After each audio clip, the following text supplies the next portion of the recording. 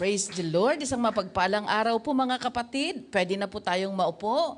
Yung mga nakatayo pa, pwede na pong maupo mga kapatid sa presensya ng ating Panginoon. At yan, napakaganda pong magpuri sa ating Diyos. At sa oras naman po na ito, dadako tayo para ang Panginoon naman ang ating papakinggan. Kanina yung pagpupuri po natin, tayo po yung nagsalita, tayo po yung nagpuri, ang Panginoon po ang nakinig. Kaya ngayon naman, tayo naman ang makikinig at ang Panginoon naman ang magsasalita. Amen po ba mga kapatid? At sa umagang ito, bago ko po ibibigay ang mensahe po ng Panginoon sa bawat isa sa atin, hayaan niyo po muna sa isang maikling panahon ay manalangin po tayo. Okay, samahan niyo po ako sa isang maikling panalangin. Salamat, O Diyos, na makapangyarihan at mapagmahal. Muli po, idinudulog namin ang aming mga buhay, puso at isip sa inyong presensya, Panginoon. At Lord, kami lamang po ay hinihiling po namin na sakupin mo kami, O God, para ang kabutihan mo, ang kaalaman po na nagmumula sa inyo, Panginoon, ang siya lamang po na pumuno po sa puso at isip namin, Panginoon. Muli po, O God, ako lamang po ay iyong instrumento. Hayaan niyo po na maipahayag po ang iyong mga banal na salita na may kapangyarihan, O God, para ito po ay makapagligtas, para ito po, Panginoon, ay makapagpagaling sa sino mang may mga nararamdaman, Panginoon. At muli po, ikaw lamang ang siya naming itinataas sa umagang ito, O God, at sa araw na ito. Ito po ang aming samot dalangin sa pangalan ni Jesus. Amen and amen. Okay, so pag-aaralan po natin ay tungkol po sa salita ng ating Panginoon. Of course, every Bible study po natin ay service po pala ninyo, Sunday service pala ng mga kapatiran natin sa iba't ibang BGMPs dahil Sunday po ngayon sa Pilipinas at sa Asia. Pero sa Canada, today is your Saturday night. Saturday night, right? Tama? Yeah. So nga ay kaya pag-aralan po natin ang salita ng Diyos. At mga kapatid, sino ba sa atin ang natutuwa na siya ay natitesting? Meron bang natutuwa? 'Di ba? Kadalasan naiinis tayo o kaya ayaw natin ng testing minsan, 'di ba? Kasi nakakagulo at saka minsan parang nagdudulot ng sama ng loob, nagdudulot ng ano pa mang pakiramdam na hindi kaaya-aya sa atin. So ayaw po natin ng testing. Pero mga kaibigan, mapag-aaralan po natin sa Biblia kung ano po ang purpose ng testing. Bakit kaya pinapahintulutan ng Panginoon na matesting po tayo or masubok po tayo or dumaan tayo sa pagsubok at lahat po ng tao ay dumadaan sa pagsubok. Even po tayong mga mananampalataya, even po tayong mga naglilingkod, ay dumadaan po tayong lahat sa pagsubok. At kung susumahin po natin, parang hindi maganda na sana dumaan tayo sa pagsubok. Pero makikita po natin dito sa Bible na may purpose po pala ang Panginoon kung bakit niya pinapahintulutan ang mga pagsubok na dumadaan sa ating mga buhay. At ang unang-una po na purpose ng Panginoon kung bakit may testing is nasa Deuteronomy chapter 8 verse 2. Kung titignan po natin sa Deuteronomy chapter 8 verse 2, sabi niya dito, "Remember how the Lord your God led you all the way in the wilderness these 40 years to humble and test you in order to know what was in your heart, whether or not you would keep His commands." So you see, sabi ng Panginoon, kung babasahin natin sa Tagalog, sige nga, i-flash mo nga sa Tagalog. Ano ang sabi niya? "Alalahanin ninyo kung paano kayo ginabayan ng Panginoon na inyong Diyos sa paglalakbay ninyo sa disyerto sa loob ng 40 taon. Ginawa niya ito para turuan kayong magpakumbaba at sinubok niya kayo para malaman kung ano talaga ang nilalaman ng inyong puso, kung susundin ninyo ang kanyang mga utos o hindi." Ayan. Ang una po na purpose or una po na dahilan kung bakit pinapahintulutan po ng Diyos na tayo ay masubok dahil para po tayo ay maturuang magpakumbaba. Kasi po yung mga Israelites during this time, nung panahon na ito, sila po ay naglalakad sa disyerto patungo po sa lugar na ipinangako ng Panginoon na kung saan nandun yung kanilang mga biyaya. Pero yung mga tao, ay reklamo sila ng reklamo sila ng reklamo. Kaya pinahintulutan ng Panginoon na sila ay dumaan sa pagsubok. Okay? Hinayaan ng Panginoon na sila ay magutom. Pinahintulutan ng Panginoon na sila ay mapagod. Pero nung nagutom sila at they cried out to the Lord, humingi sila sa ating Panginoon ng provision or biyaya, binigyan ng Panginoon sila ng pagkain. And ang isa pa na milagro doon sa disyerto na kung saan habang sila po ay naglalakad patungo sa lupain na ipinangako ng Panginoon sa kanila, yung sandal nila, yung sapatos nila, okay, yung suot nilang panyapak ay hindi po nasira or hindi po napudpod. Yung rubber shoes na nga lang minsan natin, di ba? Kung medyo malayo-layo yung dinaanan natin, ayan, napupudpod, nawawala na yung swelas dahil sa layo ng nilakad mo. O kaya minsan nasisira, yung mga sandal ng mga babae, di ba, may mga strap yan. Minsan nasisira yung ating mga sapatos dahil sa haba ng ating nilalakaran. Pero sila, imagine, 40 years po. Ilang taon ka na, kapatid? For 40 years, 40 taon na naglalakad, nakakita ka ba naman ng 40 years na sapatos? Siguro ang pinakamatagal na sapatos, sabihin natin, 6 years. Di ba? Pinakamatagal na sapatos, yung matibay na sapatos, sabihin natin na yung everyday use, mga 6 years siguro ang itatagal ng isang sapatos. Pero for 40 years na yun lang ang kanilang sandal, yun lang ang kanilang kasuotan, ay hindi nasira. So, yan ang isang milagro, mga kapatid, na ibinigay ng Panginoon sa kanila. Kaya pinahintulutan ng Panginoon na sila ay masubok doon sa disyerto para sila ay magpakumbaba. Para sila ay maturuan na magpakumbaba at malaman ng Panginoon kung ano ba talaga ang nasa mga puso nila. Kung sila ba ay susunod sa utos ng Diyos o hindi. At alam niyo po, maraming beses na hindi po sila sumunod sa kautusan ng Panginoon. Maraming beses na lumabas po yung pagiging reklamador nila. Kaya ganyan din, mga kapatid, ang ginagawa ng Panginoon sa atin. Kailangan po na masubok tayo para matutunan po nating magpakumbaba.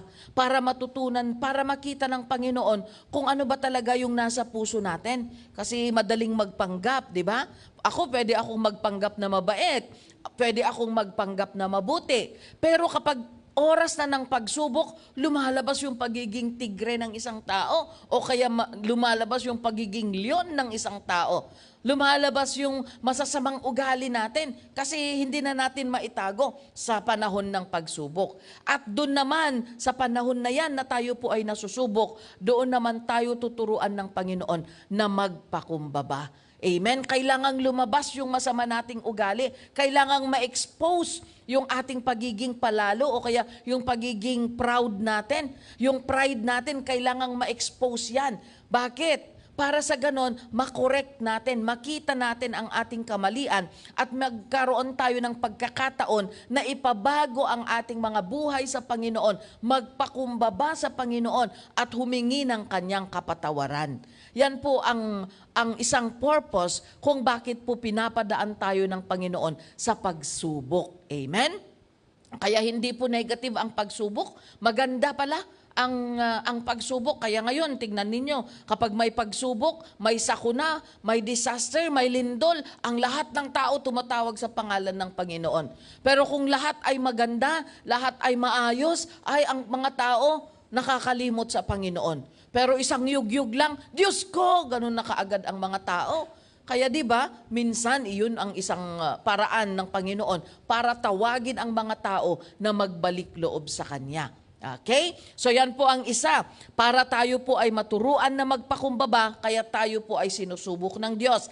Pangalawa, in Exodus chapter 20, verse 20, makikita po natin dyan mga kapatid, sabi ng Panginoon sa pamamagitan ni Moses. Sabi niya, Moses said to the people, "Do not be afraid. God has come to test you so that the fear of God will be with you to keep you from sinning." Sabi niya, huwag kayong matakot. Huwag kayong matakot. Sinusubok kayo ng Panginoon sa pamamagitan ng kapangyarihan. Okay? Kaya sinabi ni Moses sa mga tao, huwag kayong matakot dahil pumunta ang Panginoon dito upang subukin kayo sa pamamagitan ng kanyang kapangyarihan at magkaroon kayo ng takot sa Kanya at nang hindi kayo magkasala. Oh, yan po ang isang purpose. Kung bakit po tayo sinusubok ng Panginoon, kung bakit po tayo binibigyan ng pagsubok ng Panginoon, para po sa ganun ay maitatak sa ating mga puso ang takot sa Panginoon. Amen? Kasi po kung wala po tayong takot sa Diyos, ay gagawin po natin ang lahat ng gusto nating ginagawa. Ay magkakasala tayo. Lahat ng gusto nating maisip, kahit mali or tama, gagawin natin kasi wala tayong takot sa Diyos. Amen? Kaya ngayon na namumulat po tayo sa fear of the Lord or takot po sa ating Panginoon, yan pinipili na po natin. Ngayon po pinag-iisipan na po natin ng masinsinan bago natin gagawin.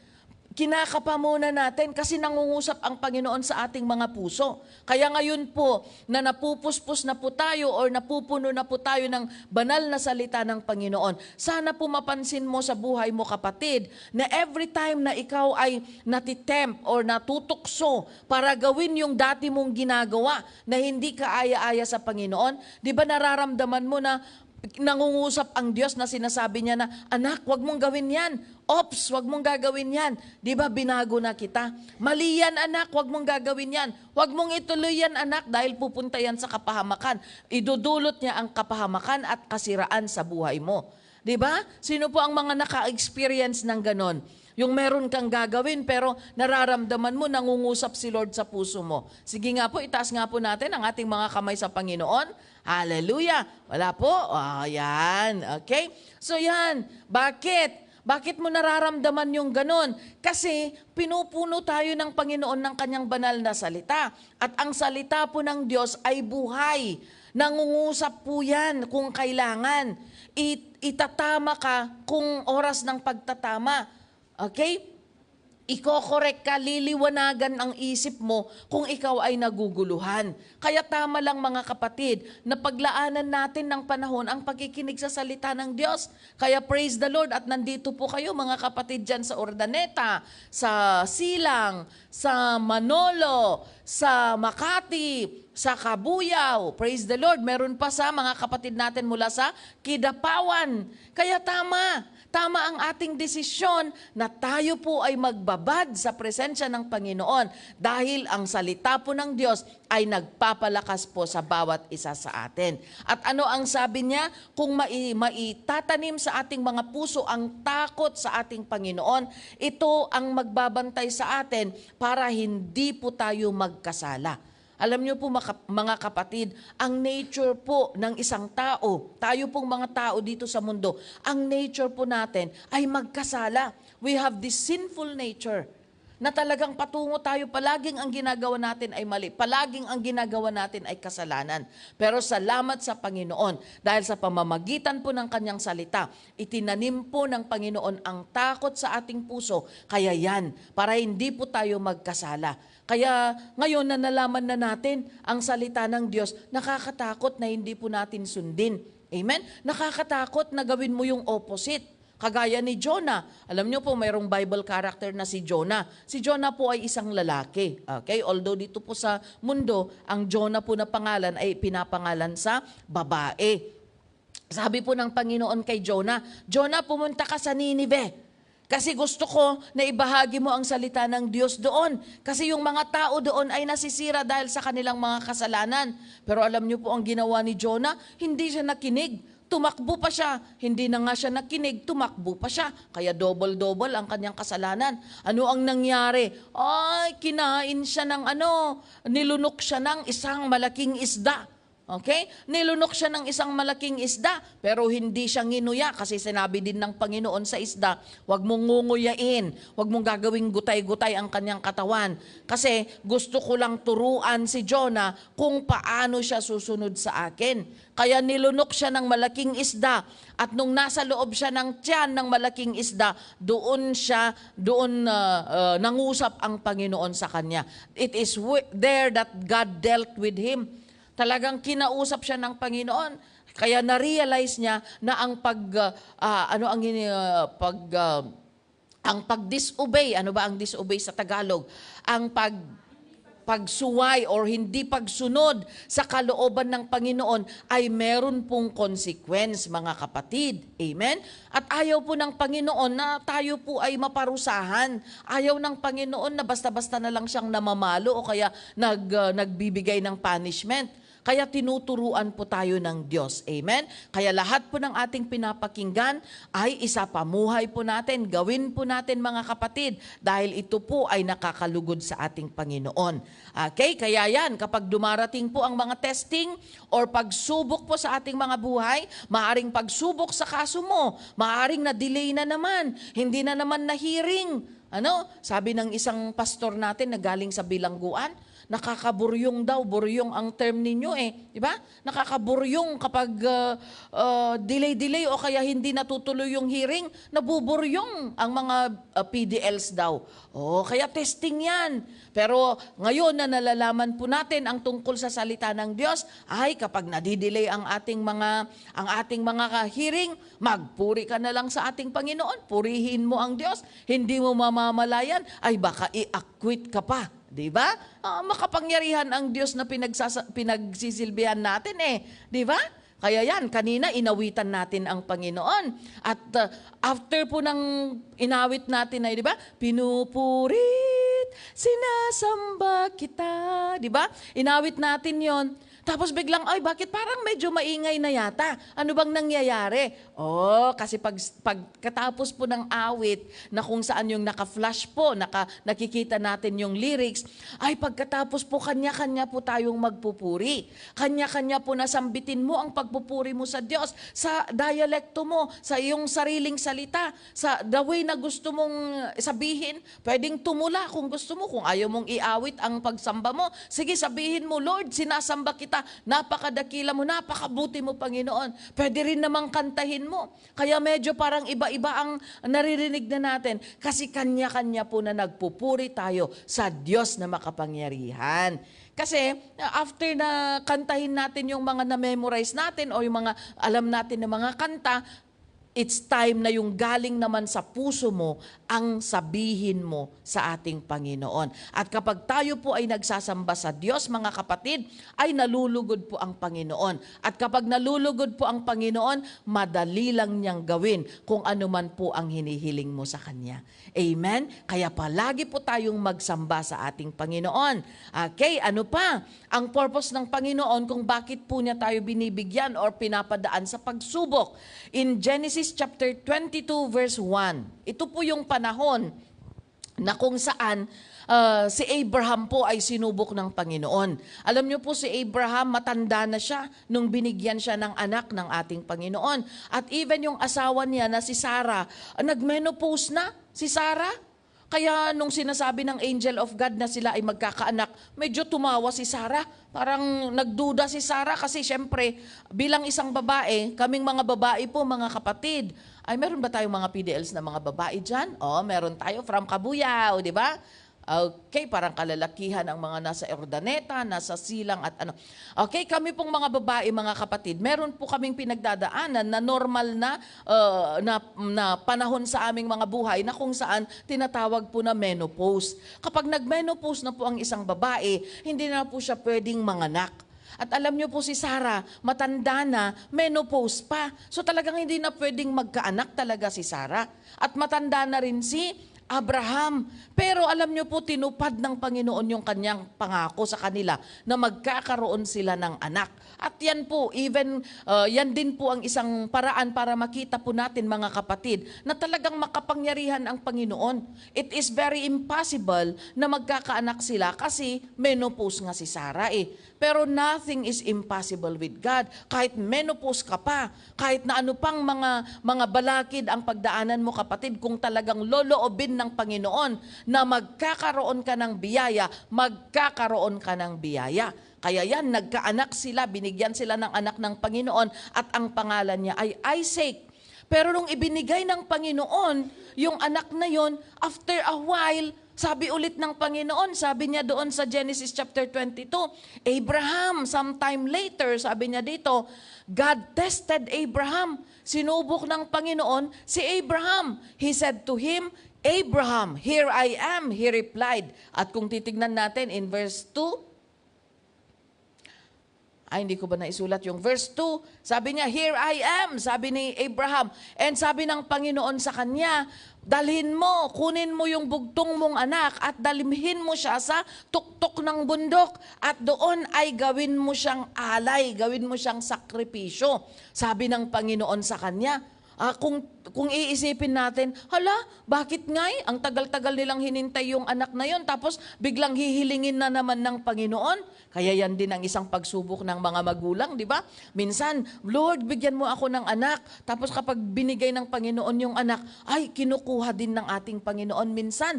Pero minsan naman, may pinagdadaan ng mga panahon na kung saan parang kukunin na ni Lord. Okay? So, ganyan din ang ginawa ng Panginoon kay Abraham. Tinesting niya, sinubok niya. At sabi ng Panginoon, dalhin mo yung anak mo, yung kaisa-isang anak mo, at ialay mo siya sa akin bilang sakripisyo. At kung titignan natin, hindi po nag-alinlangan si Abraham. Talagang dinala niya si Isaac doon sa tuktok ng bundok at nakahanda na siyang ialay yung anak niya, nakahanda na siyang saksakin yung anak niya para maging alay. Pero ano ang sabi niya in verse 12? Nung nakataas na yung kamay niya para saksakin na yung anak niya para maialay sa Panginoon.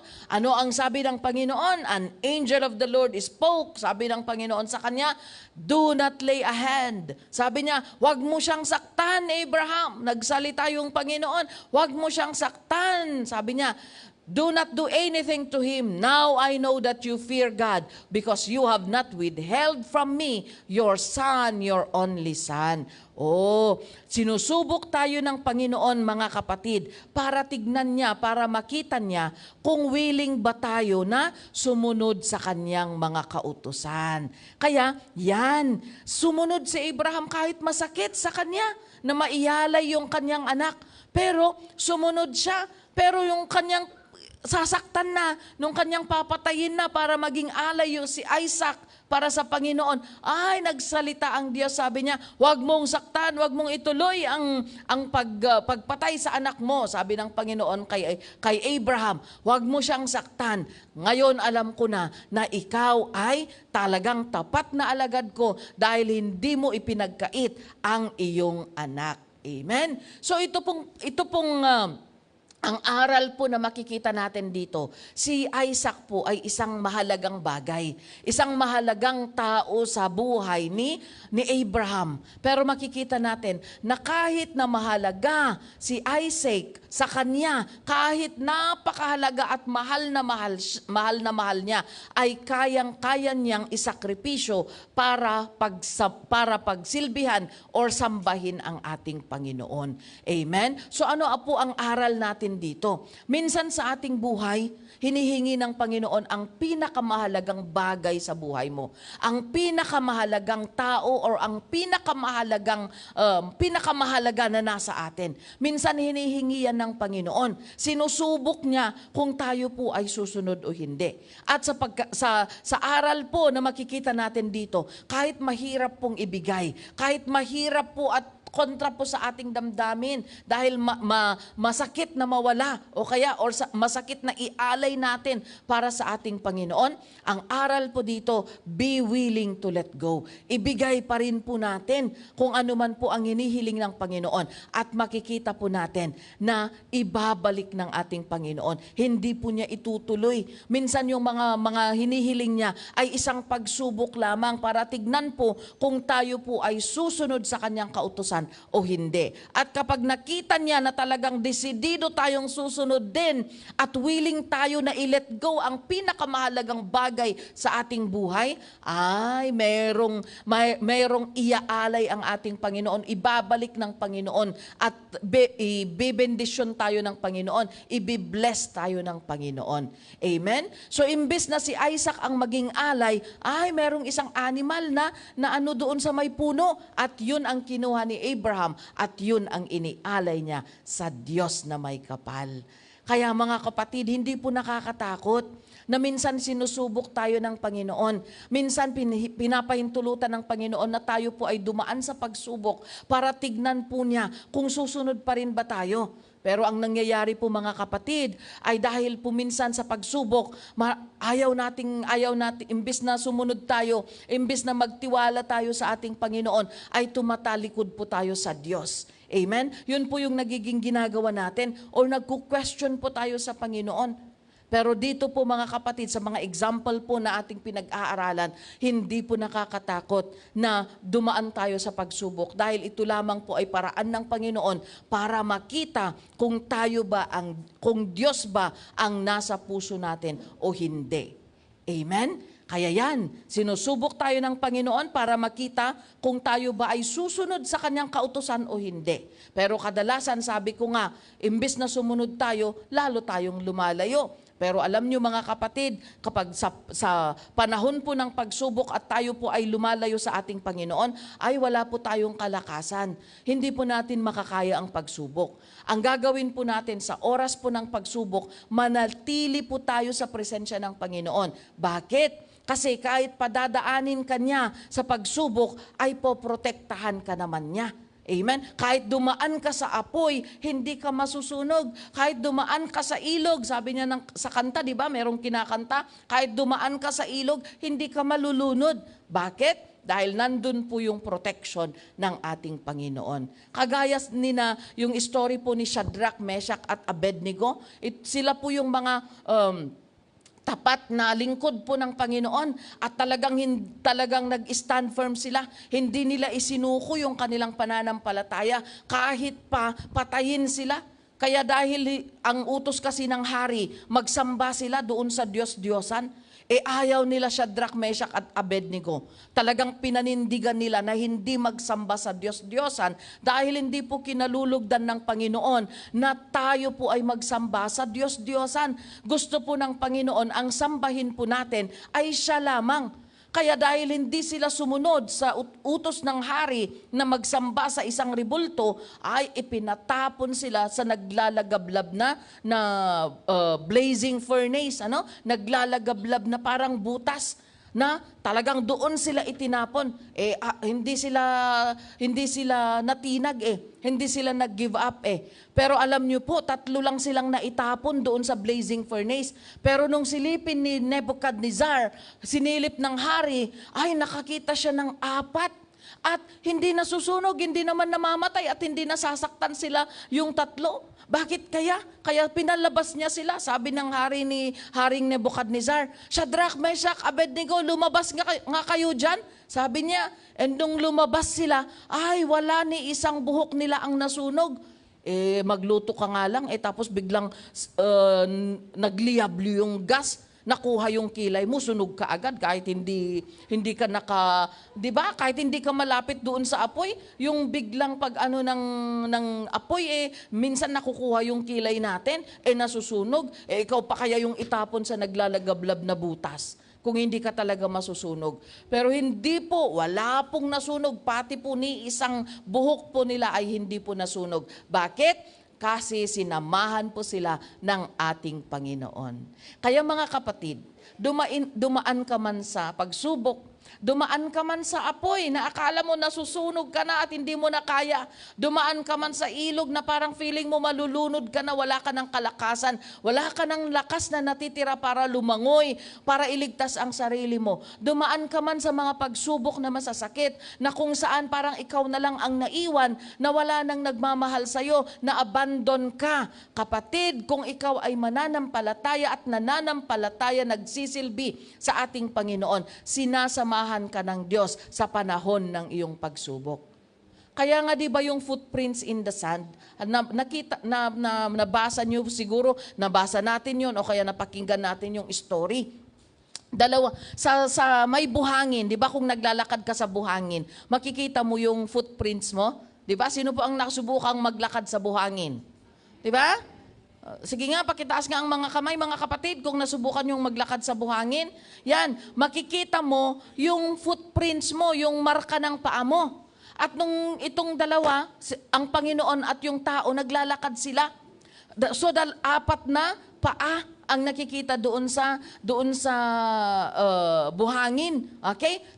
Siyempre, isang pares naman ng paa ang meron ang tao. So, isang pares sila, ang Panginoon at ang tao. Pero nung may pagsubok ng pinagdadaanan yung tao, nakita niya, bakit isang pares na lang ng paa ang nasa buhangin? Kaya nagreklamo siya. Nasaktan siya. Sabi niya, Panginoon, bakit naman nung maganda ang panahon, sinasamahan mo ako? Dalawa tayong naglalakad. Sinasamahan mo akong naglalakad. Pero bakit ngayon na masama na ang panahon at may pagsubok akong pinagdadaanan, may problema ako, bakit mo naman ako iniwan, Panginoon? Sabi niya, nag-e-emote yung tao, bakit mo ako iniwan? Ngayon pa na meron akong pinagdadaanan. Kasi kung bakit niya sinasabi yon, ang nakita na lang niya is isang pares ng paa, dalawa na lang na paa ang marka ng buhangin. Kaya sabi niya, bakit mo ako iniwan? Nagsalita ang Panginoon, sabi niya, excuse me, hello, sabi niya, hindi mo yan paa ko yan. Kasi sa panahon ng pagsubok, kinakarga kita, buhat-buhat kita. Hindi sa'yo yung paa na yan, sa akin yung paa na yan. Minsan ang mga tao mapag-assuming, di ba? Di ba? Ano bang assuming sa Tagalog? Mapaghinala ba? Na akala natin tayo yung naglalakad, ang Panginoon naman pala, buhat-buhat naman pala tayo ng Panginoon. Kaya mga kapatid, ang aral po natin sa umagang ito, mga kaibigan, dahil marami pong nag-give up, marami pong tumatalikod sa Panginoon, dahil po sa mga pagsubok na kanilang pinagdaraanan. Mga kapatid, mayroong rason kung bakit ka sinusubok ng Diyos. At ang rason ng Panginoon ay para sa iyong kabutihan. Para po mailabas kung ano po ang masama sa ating mga buhay, para may pagkakataon po tayong magbago. Para po sa ganun, mga kaibigan, ay maitanim po sa atin ang takot sa Panginoon. At kapag takot po tayo sa Panginoon, takot po tayong magkasala. Amen? At para makita din po ng Panginoon kung tayo po ay susunod sa kanyang kalooban o hindi. Kaya pinapahintulutan po ng Diyos na tayo po ay masubok. Kaya kapatid, ang pagsubok mo, merong ibinubunga na maganda sa buhay mo. Huwag kang sumuko, kapatid. Amen? Kaya nga binubuksan namin ang prayer chat box natin. Kaya para sa anumang mga hinaing ninyo, isulat po ninyo dyan at kasama nyo po kami sa panalangin. At kami po dito sa Bible study na ito, pinapanalangin po namin kayo palagi. Kaya nga nandito kami para ibahagi po ang salita ng Panginoon dahil mahal po kayo ng Diyos. Kaya wala pong susuko, sabihin mo sa katabi mo, huwag kang sumuko. Praise the Lord. Amen? Huwag po kayong susuko mga kapatid. Mahal po kayo ng Panginoon at mahal din po kayo namin. Okay? Dahil tayo po ay pamilya. So nga pakaway mga ka-family. Pakaway naman, family. Mga taga Makati, mga kapamilya. Yan. Okay, so bago ko po ibalik sa ating MC, tayo po ay yumuko para po sa isang maikling panalangin muli. Salamat po, O Diyos. Salamat, O God, sa pagpapaalala pong muli sa amin, O God, na ang mga pagsubok sa aming mga buhay ay hindi dapat maging dahilan para kami po ay lumayo at umalis sa iyong presensya. Bagkus, Lord, ipagpasalamat pa po namin para po sa ganun, Panginoon, kami po ay maturuang magpakumbaba, kami po ay maturuang mag-obey, sumunod po sa iyong kalooban, at para po sa ganun, Panginoon, mas maging matakot po kami na magkasala dahil alam po namin na ang kasalanan ay hindi nyo po kinalulugdan, Panginoon. Salamat po at pagpalain mo po ang lahat ng mga PDLs, O God, 10 ng kanilang mga pamilya, even for the jail wardens and jail officers, O God. Lord, we thank you. This is our prayer, Lord, in Jesus' name. Amen and amen. Maraming salamat po.